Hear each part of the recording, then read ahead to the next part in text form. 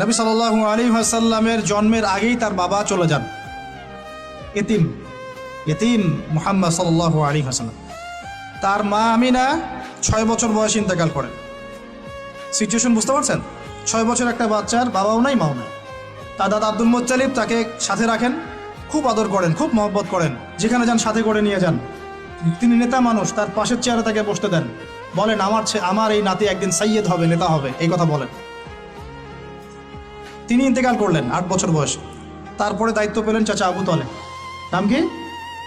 এই 8 বছর বয়স থেকে নিয়ে নবী সাল্লাল্লাহু আলাইহি ওয়াসাল্লাম নবী হয়েছেন 40 বছর বয়সে, আর মক্কায় ছিলেন 13 বছর, প্রায় 53 বছর। প্রায় 53 বছর পর্যন্ত, 8 থেকে 53 বছর পর্যন্ত, এই যে লম্বা সময় চাচা আবু তালেব নবী সাল্লাল্লাহু আলাইহি ওয়াসাল্লামকে পাহাড়ের মতো প্রোটেক্ট করেছেন, পাহাড়ের মতো। পাহাড়ের পিছনে আপনি দাঁড়ালে কি বাতাস লাগবে? এভাবে তিনি প্রোটেক্ট করেছেন নবী সাল্লাল্লাহু আলাইহি ওয়াসাল্লামকে।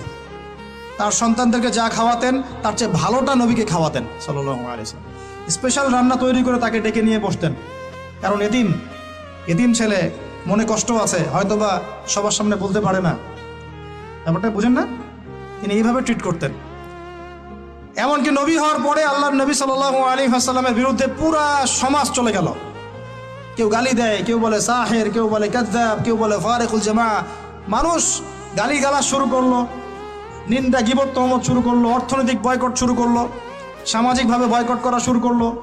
এমন কোনো অত্যাচার নাই যা নবী সাল্লাল্লাহু আলাইহি ওয়াসাল্লামকে করা হয় নাই। বুঝতে পারছেন কথা? এইরকম একটা সিচুয়েশনেও চাচা আবু তালেব তিনি বলছেন, তারা তোমার দিকে আসতে পারবে না দলে দলে যতদিন আমি আবু তালেব দাফন হচ্ছি না মাটির তলে। কথা বুঝতে পারছেন? তারা তোমার দিকে আসতে পারবে না দলে দলে যতদিন আমি আবু তালেব দাফন হচ্ছি না মাটির তলে। এইরকম মানুষ চাচা আবু তালেব।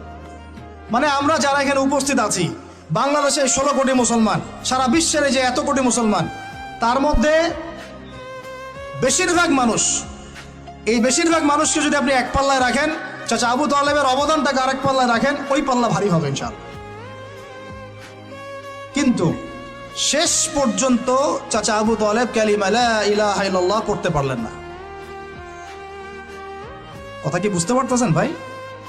নবী সাল্লাল্লাহু আলাইহি ওয়াসাল্লাম বারবার বলতেছেন, চাচা খালি একটাবার কালিমা পড়েন, আমি আল্লাহর কাছে আপনার জন্য সুপারিশ করব, আমি আপনাকে জান্নাতে নিয়ে যাব, আমি আপনাকে জান্নাতে নিয়ে যাব। চাচা খালি একটাবার সাক্ষ্য দেন, শাহাদা দেন, হলো না। হাদিসের মধ্যে আসছে চাচা আবু তালেবকে জাহান্নামের সবচেয়ে উঁচু স্থানে রাখা হবে, যেখানে তার পায়ের গোড়ালি বা টাকনু পর্যন্ত আগুনে পুড়বে, এতেই তার মগজ টকবক করে ফুটতে থাকবে। নাউযুবিল্লাহ। নবী সাল্লাল্লাহু আলাইহি ওয়াসাল্লাম বলছেন, আমি যদি না থাকতাম তাহলে আমার চাচাকে আরো নিচে রাখা হতো। এত কিছু করার পরেও ইসলাম কবুল না করার কারণে এই অবস্থা হলো। এখন কি ভাই আপনি আমি বুঝতে পারছি যে আল্লাহ পাক যে আমাদেরকে বিনা জিজ্ঞাসাবাদ করেই মুসলিম পরিবারে জন্ম দিয়েছেন, আল্লাহ পাক আমাদের উপর কত রহম করেছেন, আমাদের কত কৃতজ্ঞতা স্বীকার করা উচিত।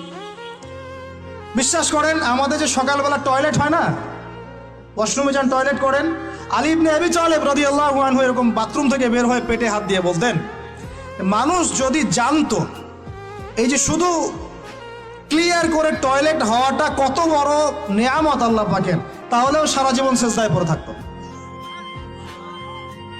আমরা এগুলো বুঝি না, শ্বাস নেওয়ার নেয়ামত বুঝি না, পানি পান করছি, পানি আল্লাহ পাক দিয়েছেন, এটা নেয়ামত বুঝি না, গরম পানিতে ওযু করে আসলেন নেয়ামত বুঝি না, সুস্থ আছি নেয়ামত বুঝি না, প্রত্যেকটা অর্গান ভালো আছে শরীরের নেয়ামত বুঝি না, রক্ত চলতেছে নেয়ামত বুঝি না।